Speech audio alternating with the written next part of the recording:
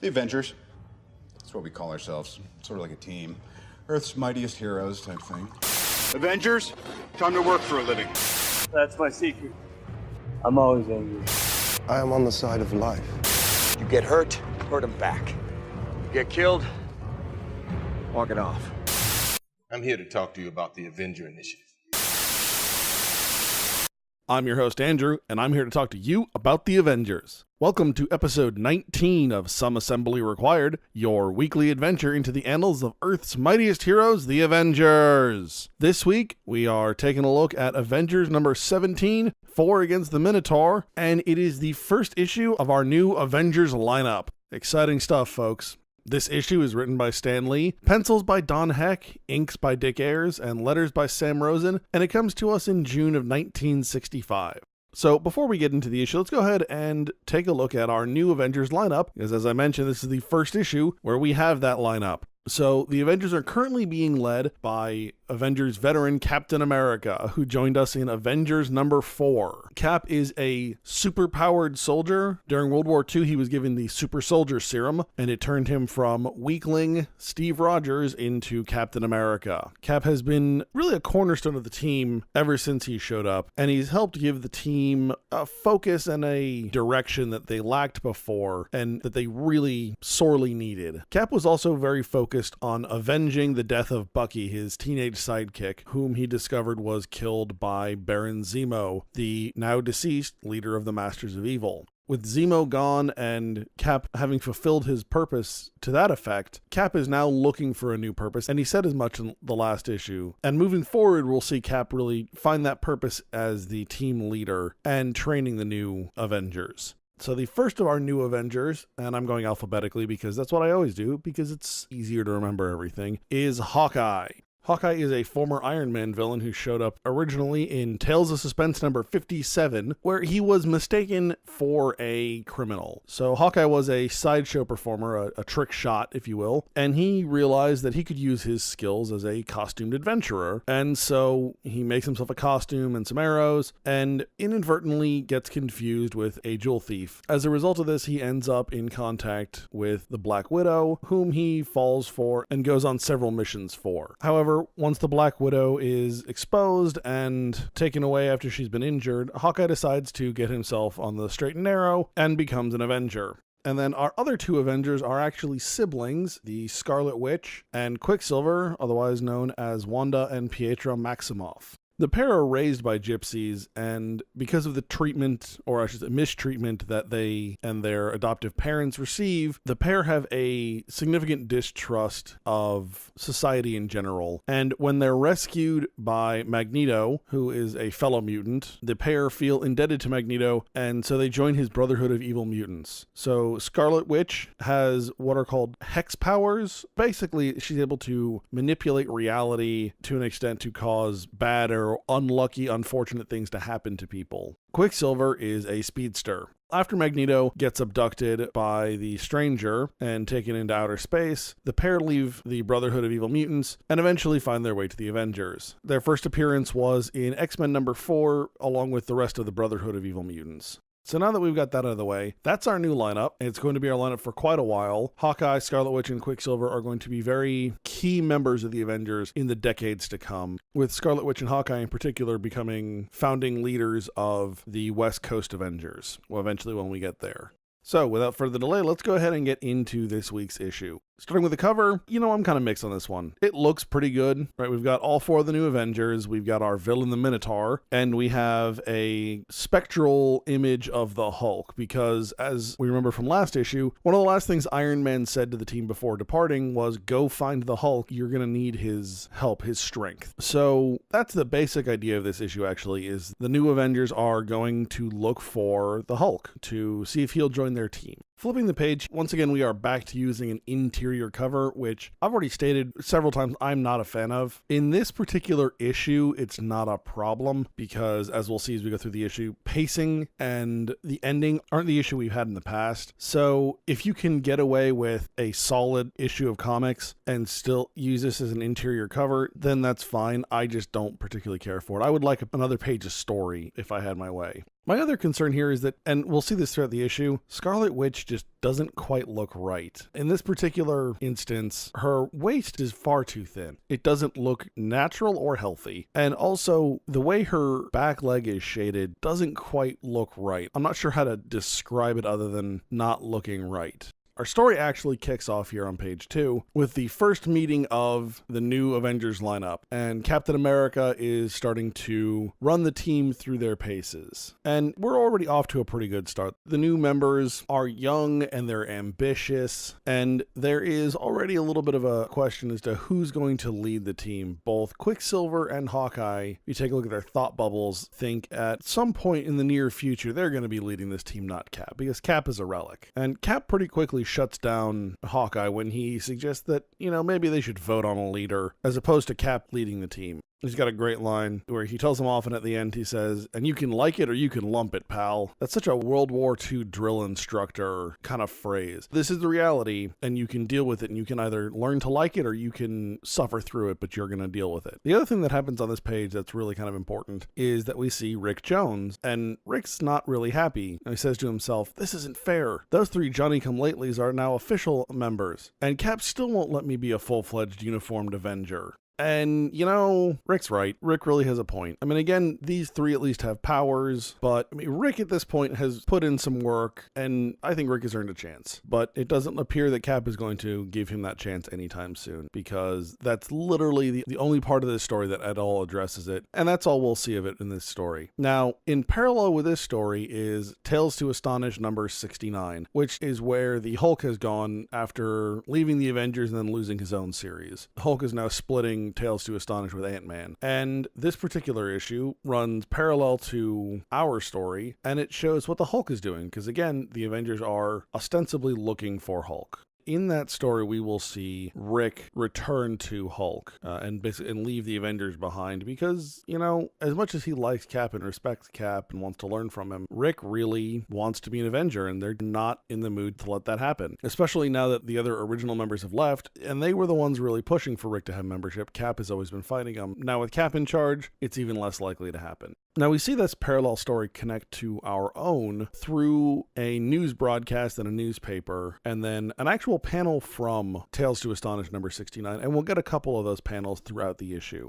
I have no issue with the parallel story, and in fact, I have no problem with the excerpted panels from the other story. But the way they introduce it through this news story feels out of place. It doesn't really make sense in terms of the story and how these reporters would have gotten this information. And I'm not necessarily a fan of breaking up the story like they just did. And we go from some panels of the Avengers together to these panels of the Hulk and then right back to the Avengers. And I feel like we could have just flowed better giving the information really through the story, because these 4 panels really are outside of the story. Now, one last thing I wanted to mention before we move forward is that at the end of the page 2 here, we get a thought bubble from Scarlet Witch after Captain America has shot down Hawkeye. It says, "Captain America is no weakling. I shall enjoy being an Avenger." And, for a 1960s comic book, that is about as sexually charged as you can get. Again, we're living in the era of the comic code, so sex is, when it's mentioned, it's only done so in a very pastoral manner, but it's still there if you're looking for it. I'm not really sure what to make of that comment, because Scarlet Witch and Cap don't really have that kind of relationship moving forward, but there's definitely a sexual quality to the comment, and if you had changed the words just a little bit, I think it would have been even more so. But again, in the era of comics in which this is written, that's about as good as you're gonna get.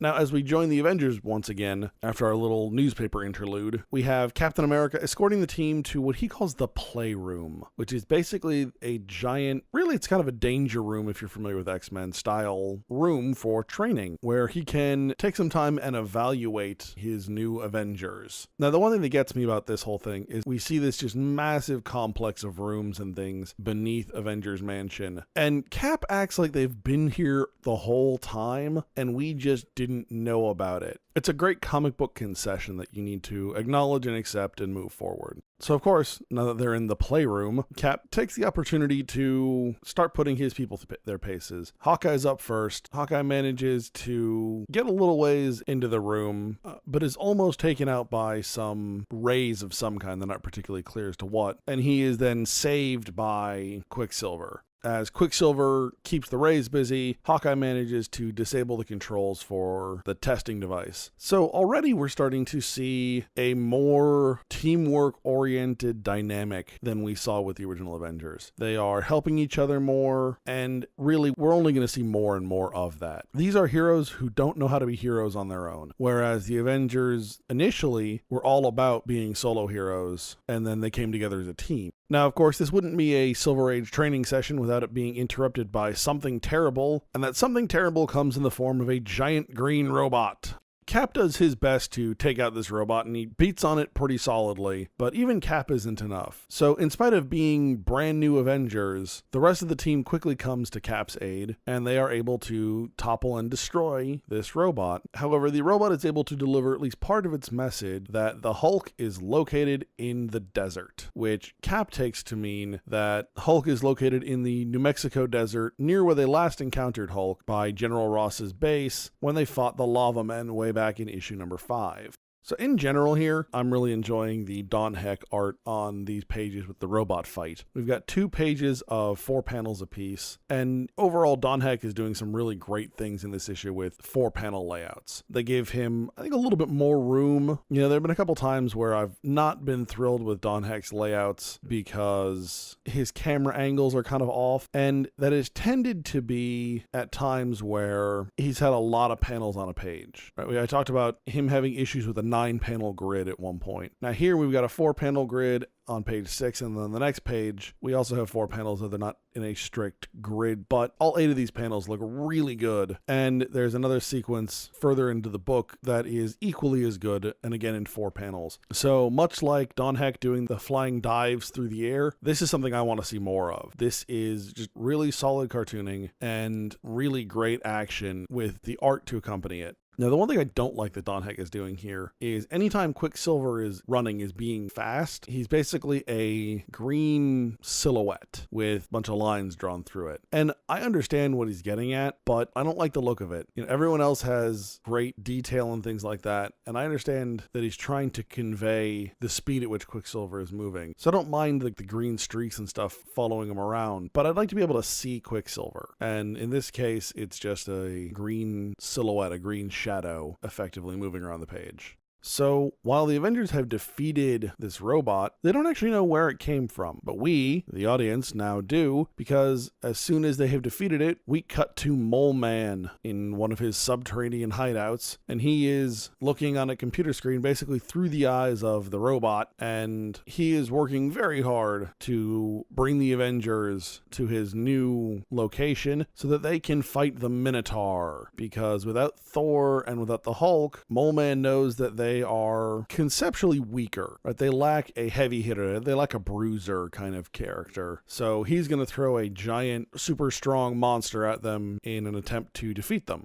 Now that we finished with Mole Man, we see the Avengers making their way to the southwest once again, and after they arrive, Quicksilver runs around, does a search of the area, and attempts to find Hulk, and unfortunately they are unable to. Now, little do they know that Hulk is less than a mile away, being held in this mesa by a character called the Leader, who is also been affected by gamma rays, but unlike the Hulk, instead of turning into a big, strong, brutish monster, the Leader has become super smart, and he wants to use the Hulk to help him conquer the world, because he's got the brains and Hulk has the strength. Again, with a parallel story, we see the Hulk, who is so close to the Avengers, and we see some of the things that the Hulk is going through, but we don't quite get the two to meet. Now, just as the Avengers are about to try their search again and expand their search area, they are caught off guard by the Mole Man when he opens up a trap door from beneath the surface. And the team is only just saved by Hawkeye employing one of his trick arrows to get a rope line that they can all grab onto and save themselves from falling to their deaths. So again, not only do we not have the strong character, we also lack any flyers. In the Avengers, you used to have Iron Man who could fly, fly, and they used to have Wasp who could fly, and Giant Man could turn himself large and stop himself and catch other people. So the Avengers now don't have any of that either. It's really interesting to see the different things that, as the team evolves, they gain and then they lose. And this is something we'll see throughout the history of the Avengers. As different people join the team and leave the team, how the power balance of that team changes. It's also one of the fun things to do as a fan when you can be like, who's your dream Avengers team? And you have to balance it yourself. You know, well, I got these guys who got kind of the flying or the technology powers, or I've got these guys who are the brute strength or the mystical guys, and that's always a lot of fun, you know, just as a nerd, just nerding out. But it's also fun to see that change and that dynamic constantly shifting as the team lineup changes. Now, obviously, this won't change dramatically for a while. Here in the Silver Age, change is slow to come and things like that. But as we get into the 70s, 80s, and especially into the 90s and 2000s, the team's going to be all over the place. So once the Avengers have safely reached the bottom of this chasm that opened up beneath them, they find themselves in a system of tunnels, and Quicksilver goes to scout ahead and immediately comes running back. Now, this is the other page I was talking about with the 4 panels, and especially in this, Don Heck is doing some really great close-up work that I just love. You know, the details on the faces and things. This is, I think, the size panel and the kind of layout that I think he does probably the best when he's not trying to do, you know, the more unique page layouts. So, as I was saying, Quicksilver goes scouting ahead and immediately comes running back because he has encountered the mighty Minotaur, which looks nothing like a mighty Minotaur. This is just so awful looking. It was actually better on the cover, but even there it's still not good. It's this giant, very hairy beast with horns coming out of its head. So for starters, the head doesn't look almost anything like a bull's head. The horns don't look right. The face doesn't look like a bull at all. Just nothing there. And then the body, it's covered in this shaggy hair. And yes, there are shaggy cows. They're Highland cows. But in general, that's not typically what we think of when we think of a Minotaur. We think of a more, you know, standard kind of short-haired cow, basically. Honestly, this thing looks more, I mean, the head is just, I don't even know what it looks like. But the body looks more like a man-bear hybrid as opposed to a man-cow hybrid. Had I not known this was a Minotaur, there is no way I would have guessed this is a Minotaur. Now, apparently the Avengers are a little bit better at this than I am. They figure out quickly it's a Minotaur, and they set about to fighting it because it is throwing giant rocks at them. Now, pretty quickly, the Avengers figure out, so far their attacks have been ineffective. And Hawkeye actually gets a nice little taste of reality here. You know, he's in the big leagues now. And he shoots it with an arrow. It's his blast arrow. So basically, it's like a high explosive arrow, it looks like. And he's convinced at this point that, yeah, that took out the Minotaur, no problem. Then he finds out that, oh, it really didn't, and I probably just only succeeded in making it angry. So Hawkeye's already pretty overconfident, and this comes back to bite him pretty quick. You know, we'll see Hawkeye as being overconfident in general a lot of the time, and that starts pretty early here. So as the team attempts to make their escape, the team is split up by a rock slide. And for anyone who has ever played Dungeons and Dragons, you know, don't split up the team. Bad things happen. And, I mean, sure enough, bad things happen in that Quicksilver, who happens to be on his own, is attacked by moloids. And in general, I like watching speedsters fight because I think it's really cool and it's exciting. That's why I really like the Flash TV show. I really like watching the speedsters. And he lays out a number of moloids, but eventually he is stopped by the use of a gas gun when Mole Man reminds his henchmen, hey, you guys have a gas gun for like this express purpose. Use it. And Quicksilver is knocked out and taken captive by Mole Man. Now, one of the things I really love about this, Quicksilver is the first one to be taken captive of the new Avengers. I have nothing against Quicksilver. I think in the comics, especially modern stuff, you know, sometimes he's a little hard to take because he's just so arrogant at times, but I'm mostly pleased that Scarlet Witch isn't the first one, because that's kind of, you know, the comic book trope of the damsel in distress, especially here in the Silver Age, where the female heroes really don't exist outside of their relationship with the male heroes. So the fact that a male hero is taken captive before the female hero is taken captive really just makes me happy.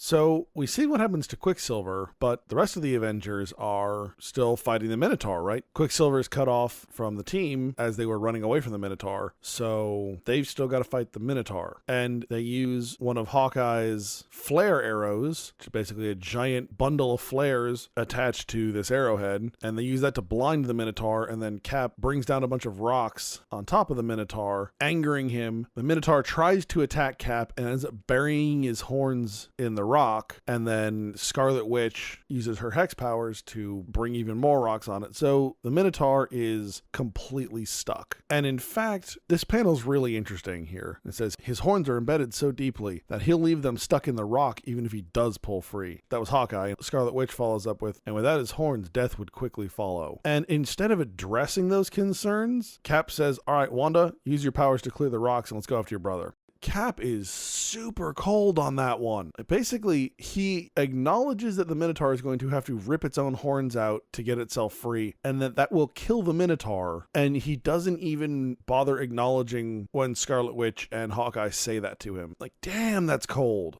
And it's not that Cap is unnecessarily cruel here. I mean, again, for one, keeping in mind the era we're in, that a quote-unquote mindless beast is different than a person, and that the comics code doesn't allow you to kill people, but it allows for killing of monsters. And they don't even show the killing of the monster. They just allude to, it's not even quite the right word, because it's not even an implication. It is expressly stated that the Minotaur is going to die, but they don't show it. And in Silver Age comics, in the early comics code, that makes the difference. So instead of somehow killing the monster, they just leave the monster to its own devices with the expressly stated end that the monster will die. So there's that, but also Captain America is now the leader of the team, and he is, the tactical genius, right? He is the super soldier. If you're a soldier, there are two major concerns to you, especially if you're the leader, you're the officer, you're the sergeant. One is accomplishing your mission, and two is getting all your people out, or as many of your people out as possible, in one piece. And that's what Cap is thinking. Captain America is thinking, how do I get my people out of here, and how do I defeat this monster? And if he needs to be kind of cold and calculating a little bit to do that, that's fine with Cap.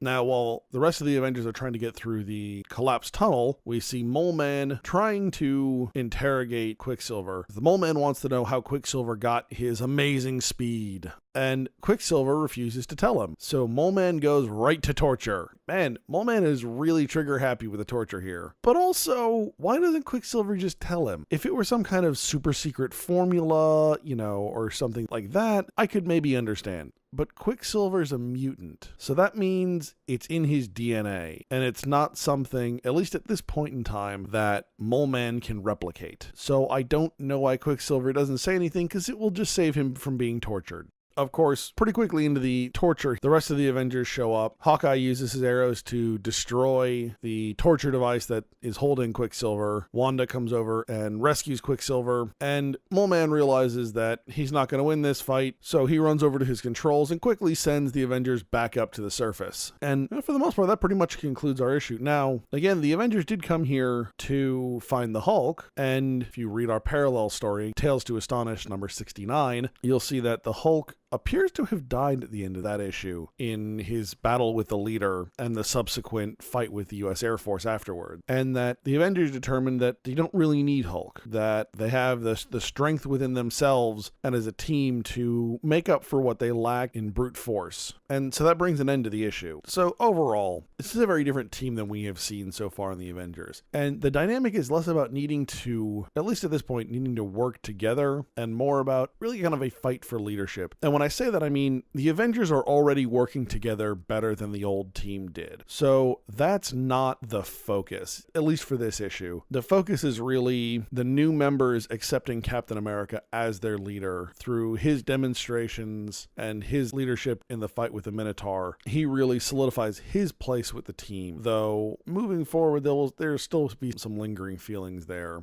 Given that the team is, with the obvious exception of Captain America, is basically made up of recovering recurring villains, I'm not really surprised that all of the team members are out to prove something. They want to really be the best they can be. In the old Army slogan, be all you can be. They want to be the best heroes they can be. And because they came from a background of villainy, they've got a little bit of a chip on their shoulder. They've got something to prove. And, what better way to prove that than by being the leader of the team? Not only am I a hero, I'm the lead hero. I'm the best hero. It's also a different team dynamic, specifically for the Maximoffs, for Wanda and Pietro, because coming from the Masters of Evil, when the team was so dysfunctional and everyone was out for themselves and nobody liked one another, this is very different in that they're all looking out for each other. They're all helping each other. And it's kind of cool to see that reflected in the characters as to how much more they enjoy being on the team, how much happier they are. If you look at those first appearances in X-Men, the pair are obviously miserable on the Brotherhood of Evil Mutants, but they stay because they feel like they have to, because they owe Magneto. They choose to be on the Avengers, and that's a big difference.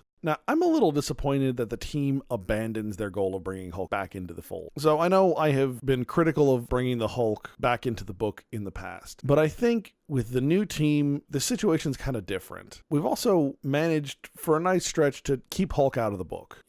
We finally got away from the every issue we need to try and bring Hulk back into it. So I kind of got over some of my annoyance there. But I would have really liked to have seen what the group dynamic is like with Hulk, where, yeah, Hulk's an original member, but Hulk was the outcast original member. And then you've got Captain America, who joined basically after Hulk left, and then the new kids. And I think that would just be a really kind of interesting pot to throw everyone into and mix it around and see what comes out. I could see some really cool stuff between Hulk and Quicksilver, because they're both kind of a little full of themselves. Hawkeye to an extent, but I think the dynamic with Hawkeye and Wanda would be a little more overpowering than it would be Hawkeye Hulk. I think there could be an interesting relationship though develop between Quicksilver and Hulk, and I think there could be a very interesting respect between Hulk and Cap develop. Again, though, we're not going to see that, so unfortunately something not necessarily worth dwelling on. The last thing I've got as far as the story goes is, and this will be something from here until ever, I guess, is Quicksilver and Scarlet Witch are at times a little too close for general comfort. In the Ultimate Universe, they take that, I think, the unfortunate step further. To an extent, it could be argued the logical step further, but let's stick with unfortunate step further. But, we see that even now, and it's just one of those things. I don't intend to talk about it a lot. It is slightly uncomfortable though.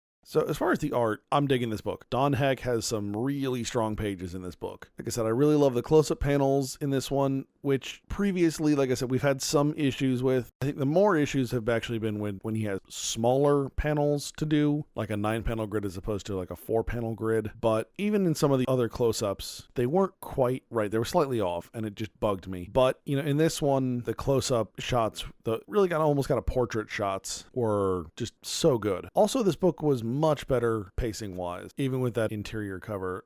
If that's what they want to do, that's fine. And because the book doesn't have pacing problems, ending problems, I'm okay with that. It's still not my preference, but if you can at least give me good comics, that's fine. Again, I would still just appreciate the extra page of story. And that also goes to the fact that we've got the parallel Hulk story running through this issue. And there's probably close to 8 or 9 panels in this issue that are taken directly from Tales to Astonish 69 and put in this book. And while the parallel story part is kind of cool, the fact that they're just blatantly taking panels from one book and putting them in another bugs me a little bit, but it would bug me a lot more if I had, again, pacing complaints or the ending felt rushed, if I felt they physically took away from the story. Because they don't, I'm okay with it, but it's a fine line. It's one of those things, it can be done right, it can be done poorly. If it's done right, I have no issue. If you don't do it very well, I really dislike it. Sometimes you can deal with something and you go, well, that wasn't done great, but it's not that big a deal. But when you do something like this that affects the story and then it goes badly, then I get frustrated. And the final thought I've got on art is, Scarlet Witch periodically throughout this book looks off. It has to do with the fact that her waist looks too thin for a real person. And I want to say it really has to do with how she's standing. If she's standing just head on, it's not bad. When she starts cheating out about 3/4 to half, that's when it starts to be an issue. And if you're looking at her from the side, it really doesn't work. work. Now, I've mentioned this as being a problem with Enchantress before, and to a lesser extent Wasp, but hopefully with Scarlet Witch playing a much stronger role on the team, again, this is a team of 4 as opposed to a team of 5 to 6, that hopefully that increased prominence will give us an increased quality of art, and Don Heck will improve in that regard. Remember, you can find us at AvengersAssembly.com. You can follow us on Facebook, Instagram, and Twitter. And you can find this podcast on iTunes, SoundCloud, and YouTube. If you'd like to be a part of the conversation, send your questions and comments to Andrew at AvengersAssembly.com. Next week, we will be taking a look at Avengers number 18, When the Commissar Commands. All right, hey. All right, good job, guys. Let's just not come in tomorrow. Let's just take a day. You ever tried shawarma? There's a shawarma joint about 2 blocks from here. I don't know what it is, but I want to try it.